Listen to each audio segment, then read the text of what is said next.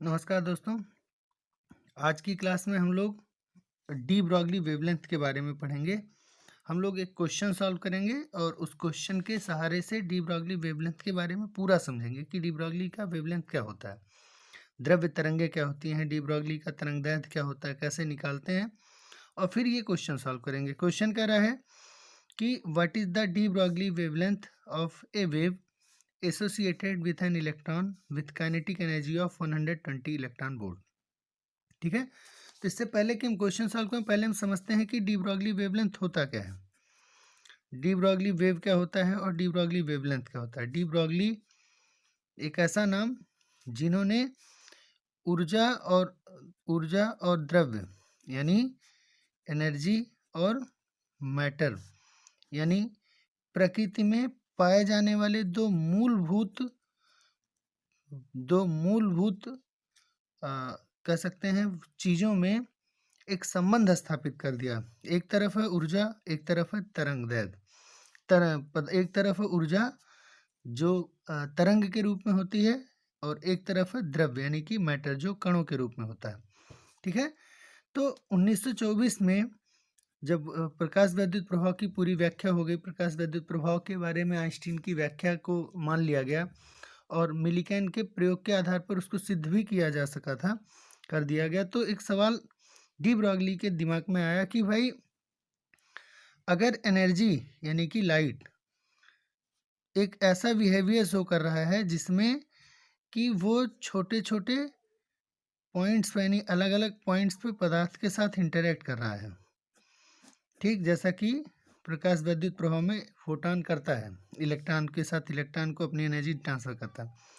तो इस आधार पे इनके दिमाग में आया कि इन्होंने एक हाइपोथेसिस दिया कि अगर एनर्जी मैटर के जैसा बिहेव कर सकता है तो पक्का है कि इसका रिवर्स भी सही होगा, यानी मैटर भी एनर्जी के रूप में बिहेव करेगा। तो उन्होंने ये कहा कि अगर कोई पार्टिकल यानी कि कोई कण है वो गति कर रहा है, गतिमान है, तो उस गतिमान कण के साथ एक तरंग भी संबद्ध होगा, एसोसिएट होगा, और उस तरंग का तरंगदैर्घ्य दिया उन्होंने, उसके लिए समीकरण दिया h by p, lambda equals to h by p, जहाँ पे h क्या है, प्लांक का कांस्टेंट है जिसकी वैल्यू होती है 6.626 इंटू 10⁻−34 जूल सेकेंड, और p क्या है, संवेग यानी मोमेंटम है, और उसकी वैल्यू होती है मास इंटू वेलोसिटी। जहाँ ध्यान रखिए कि ये जो मास है वो मूविंग मास है, यानी कण का मूविंग मास, यानी गति करते समय जो द्रव्यमान होगा वो होगा। ठीक है, p। और लेमडा क्या है, तो लेमडा है तरंग दैर्घ्य, यानी कि डी ब्रॉगली का सिद्धांत कह रहा है कि जब भी कोई कण गति करता है, गतिमान होता है, तो उसके साथ एक तरंग भी संबद्ध होती है और उस तरंग का तरंगदैर्घ्य इस समीकरण से निकाला जा सकता है। ठीक है, डेविसन और जर्मन ने इसको प्रयोग से क्या किया, सिद्ध किया, इस चीज को सिद्ध किया कि हाँ ऐसी बात सही है। उन्होंने इलेक्ट्रॉन का यानी इलेक्ट्रॉन के बीम का यानी इलेक्ट्रॉन के किरण पुंज का क्या किया, विवर्तन किया, और उस विवर्तन द्वारा सिद्ध किया। ठीक है, इलेक्ट्रॉन के किरण पुंज का बीम का विवर्तन द्वारा यानी डिफ्रैक्शन द्वारा इस चीज को सिद्ध किया।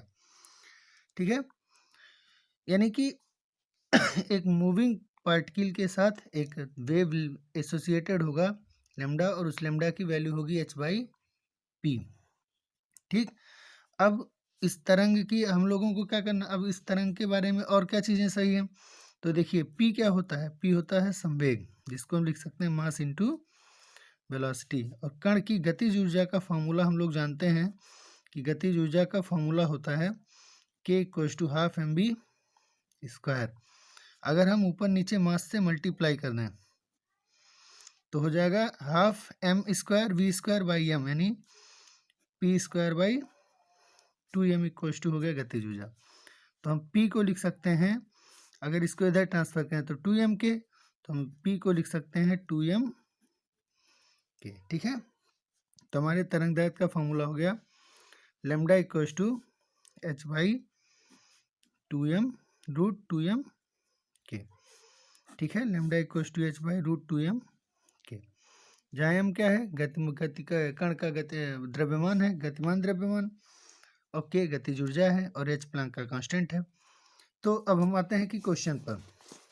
तो देखिए क्वेश्चन क्या कह रहा है कि what is the de Broglie wavelength of wave associated with an electron with kinetic energy of 120 electron volt. ठीक है, तो समीकरण तो ये हो गया, मेन समीकरण ये हो गया जिससे हम लोग क्वेश्चन को शुरू कर सकते थे।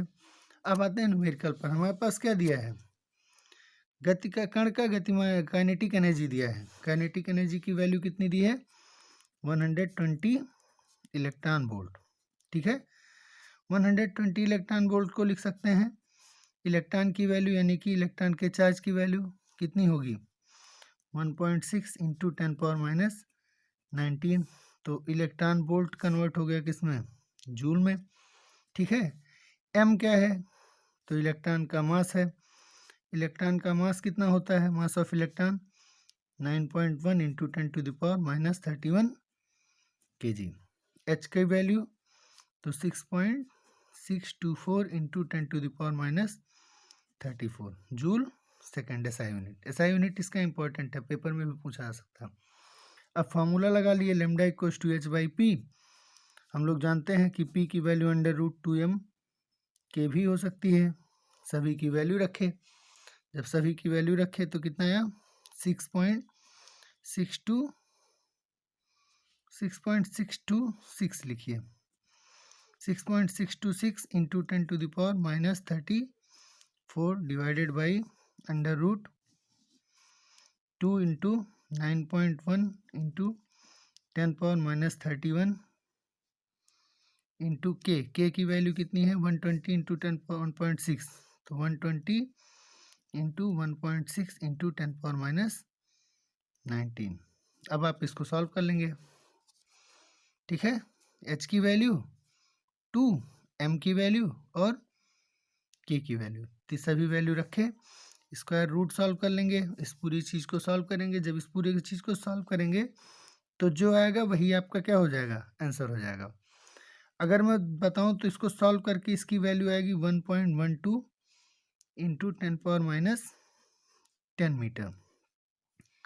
ठीक है, जो कि काफ़ी छोटी वैल्यू है। देखिए एंगस्ट्रॉम में जा रहा है, यानी 1.12 एंगस्ट्रॉम में जा रहा है।